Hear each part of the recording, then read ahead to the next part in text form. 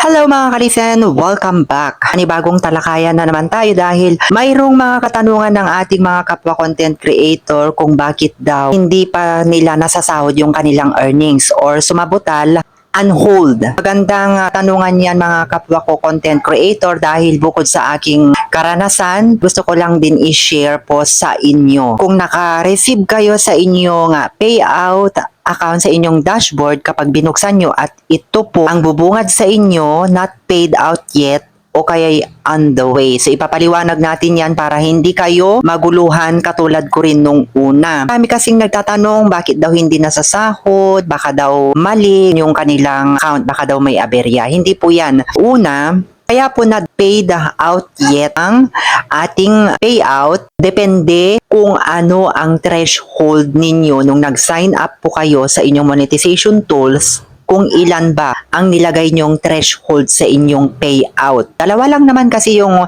pagpipilian natin dyan, either 25 kaya $100 threshold. Kung once na $25, sineperate na niya kasi yung earnings natin sa ating mga monetization tools, subscription, stars, content monetization, bonuses, ads and reels. Dalawa po yung hinati niya dyan. Kung hindi mo na-reach yung $100 threshold, pagdating sa pag-update niya, mahuhold po talaga yan at the following month, maiipon, idadagdag niya ulit sa susunod na buwan. Ngayon, kapag na-reach out mo naman yung $25 o kay $100, ibibigay niya. Yun yung makikita nyo on the way. Siguraduhin nyo lamang po na wala tayong violation sa ating account. Kahit pa nakalagay doon sa ating approximately earnings, yung ating threshold, kapag mayroon na detect si Meta na aberya sa ating channel, hindi niya ibibigay yung ating earnings kahit gaano pa kalakihan. So, kailangan mo ma-reach muna yung $25 or $100 sa inyong monetization tools. Katulad ng Star. Pag na-reach mo yung $25 sa Star, yun, ibibigay niya sa subscription, sa content monetization, dapat po yan ay ma-reach nyo ng patas. Ganon din yung $100 threshold. Bakit lumampas na nga ako sa aking threshold? Bawat monetization tools, kailangan ma-reach nyo by monetization tools natin na depende kung ano yung threshold nyo.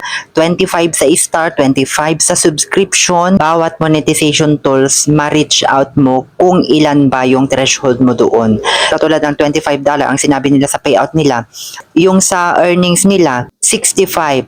Dapat nakaano doon, kahit pa 65 doon sa content monetization. Kung sa Star nyo naman ay 10 pa lang o kaya sa subscription ay wala, yun, hindi niya ibibigay talaga. Individual po yan bawat tools mga kalisen. Kapag hindi nyo ma-reach yan, hindi niya po ibibigay the following month. So, unti-unti maiipon po yan na bawat tools ay ma-reach natin yung ating pinirmahan na threshold natin sa ating PO. Kasi ako, ang inano ko nilagay ko ay $100. Kapag PayPal, $25. Kapag hindi pa niya ibigay ang ating sahod, ito ang pakakatandaan natin.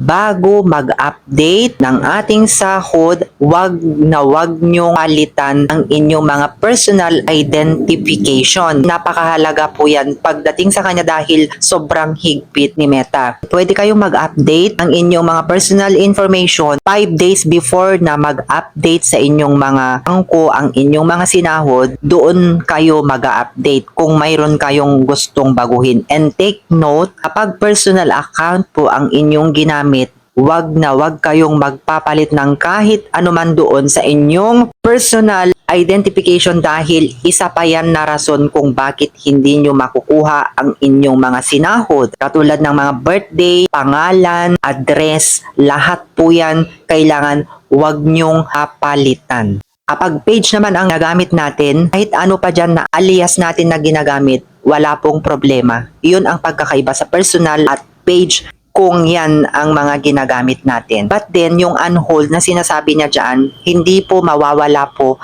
ang ating earnings dyan. Either nagkaroon ka ng aberya sa inyong personal identification, either nagpalit ka doon kaya po siya on-hold, or hindi mo pa na-reach ang threshold pinilapan mo nung time na nag-sign up ka ng inyong payout threshold sa inyong earnings. Basta't sigurado na wala po kayong violations. So, yun lamang mga kalisem. Thank you so much for watching. Bye!